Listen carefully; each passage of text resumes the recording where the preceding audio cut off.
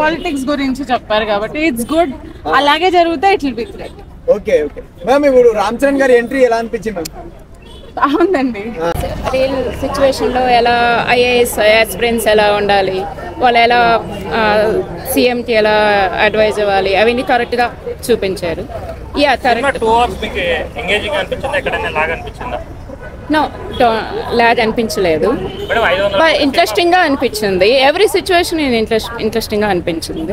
ఎక్కడ లాగ్ అనిపించింది. Budget means and graphics and కొన్ని సాంగ్స్ పిక్చరైజేషన్ అట్లా అనిపించింది. కొంచెం యాజ్ యూజువల్ సెంటర్ సాంగ్స్ లానే అనిపించింది. క్లైమాక్స్ ఎలా అనిపించింది?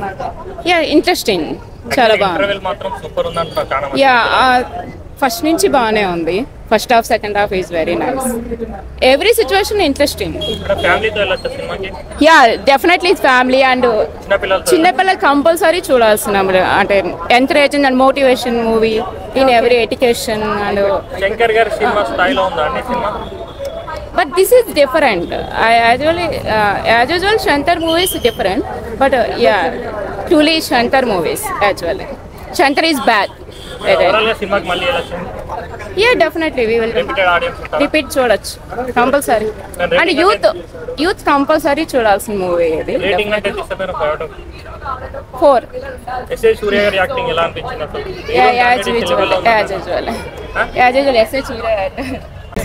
చాలా బాగుందండి. యాక్చువల్లీ ఇది వచ్చేసి పిక్చర్ అనేది ఆంధ్రాలో మొన్న పవన్ కళ్యాణ్ గారు ఏమైతే రైస్ గురించి స్కామ్ ఏమైతుందో అది చూపించడం చాలా అందరికి బాగుంది. కానీ ఈ స్కామ్ అనేది అయింది రియలే అనిపిస్తుంది ఈ మూవీలో చూసిన తర్వాత. కానీ పొలిటికల్ పరంగా మాత్రం ఏమైతే చూపించారో కొత్తదనం ప్రజలకు చాలా బాగుంటుంది. అంటే పిక్చర్ గురించి అని కాదు, కానీ ఈ మూవీలో చూపించిన యాక్షన్ కానీ ఆయన చేసింది రామ్ చరణ్ చాలా బాగుంది. వ్యవసాయం గురించి చూపించింది, కానీ మన కట్టుబాటు ఎలా ఉండాలి అనేది ఒక పొలిటికల్ కానీ ఏ విధంగా వితౌట్ ఎనీ కరప్షన్ తోటి ఒక ఎలక్షన్ జరగాలంటే ఏ విధంగా చేయాలి అనేది. కానీ అది జరగనివ్వట్లేదు. ఈ పిక్చర్లో చూపించారు న్యాయంగా అయితే గెలవలేరు అని. అంటే అవి ఏవి ప్రాపర్ గా చూపించలేదని ఫ్యాన్స్ అయితే డిసప్పాయింట్ ఉన్నారు. డిసప్పాయింట్ అంటే ఇప్పుడు ప్రజలందరూ నా ఫ్రెండ్స్ కానీ ఎవరైతే ఉన్నారో ఎలక్షన్లో డబ్బులు చేయకుండా గెలవాలి అంటే కుదరది అనేది ఒకటి రియాలిటీ చూపించారు. నెక్స్ట్ ఏంటంటే ఈ పిక్చర్ ఓవరాల్గా రామ్ చరణ్ అయితే బాగా చేశాడు. మూవీ అనేది అయితే బాగుంది. ఇలాంటి మూవీలు చేస్తే కొంతమంది నచ్చకపోవచ్చు, కానీ మూవీ అయితే ఎక్సలెంట్ ఉందండి. గేమ్ చేంజర్ లో రామ్ చరణ్ కాదు హీరో, ఎస్ సూర్య అంటున్నారు. అలా అని ఏం లేదు సార్. హీరో అనేది హీరోనే ఉంటాడు, విలన్ అనేది విలన్ ఆల్సో ఒక హీరో కన్నా ఎక్కువ యాక్టింగ్ చేయాల్సి వస్తుంది. విలన్ చేయాలి, కామెడీ చేయాలంటే కానీ హీరో కన్నా ఎక్కువ చేయాల్సి. అందరు ఓవరాల్గా అందరు బాగానే ఉంది. కానీ ఎలక్షన్స్ ఏ విధంగా చేయాలనుకుంటారో ఇందులో బాగా చూపించారండి. ఇది బెస్ట్. కానీ అందరు ఇలాగా చేస్తే బాగుంటుంది. వ్యవసాయం గురించి చూపించట్లేదు. ఇప్పుడు సినిమా మొత్తం ఎంగేజ్ ఉందండి, బాగుందండి.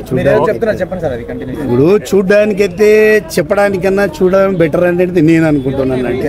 కానీ ఫ్యూచర్ ఎలక్షన్స్ ఏ విధంగా చేయాలనేది చూపించారు, అది చేస్తే బాగుంటుంది. సోషల్ మెసేజ్ ఉన్న సినిమాలేమో పబ్లిక్ ఎక్కట్లేదు, కొంచెం పాన్ పరాగులు, దొంగతనాలు అలాంటి సినిమాలు అయితే బాగా ఎక్కుతున్నాయి. మరి మా జనరేషన్ వాళ్ళకు మీరు ఇచ్చే సలహా ఏంటి? ఇప్పుడు ఒకటే సార్ నేను చెప్పేది, మీ జనరేషన్ నా జనరేషన్ ఒకటే. ఇప్పుడు పాన్ పరాగ్ వద్దు అనుకుంటాం, అరే వీడు వేస్ట్ భయ్ అంటాడు. అరే మంచిగా ఉంటుంది తిను భయ్ అంటే మంచివాడు భయ్ అంటాడు. అది మనం ఆలోచించుకోవాలి, మనం నలుగురికి చెప్పాలి. మనం ఒకటే జనరేషన్ చెప్పేది ఈ మొబైల్ తోటి ఏమైతే వాడుతున్నామో అది కొంచెం వ్యవసాయం గురించి పట్టించుకున్నాను, కల్తీ గురించి పట్టించుకున్నాం. మనం కల్తీ గురించి మీ మీడియాని ఎవరైనా చెప్తారా సార్? ఇప్పుడు నేనే ఇట్లాంటివి చెప్తే మీరే మీడియా లేరు. వీడు ఎవరో పొలిటికల్ గురించి, నాకు పొలిటికల్ ఏది ఇన్వాల్వ్ లేదు, పొలిటికల్ సంబంధం లేదు. నేను మీట్ అయిపోయి ఏది చేసినా కానీ మీడియా అది వెళ్ళిపోతారు, మీడియాలోనే వెళ్ళిపోతారు. అది మీడియా గురించి మాట్లాడితే వెళ్ళిపోతారు. అది మీరు చెప్పాలి సార్. ఇప్పుడు ఏమైతే చెప్పేది మీ గురించి కాదు, మీ పిల్లల గురించి.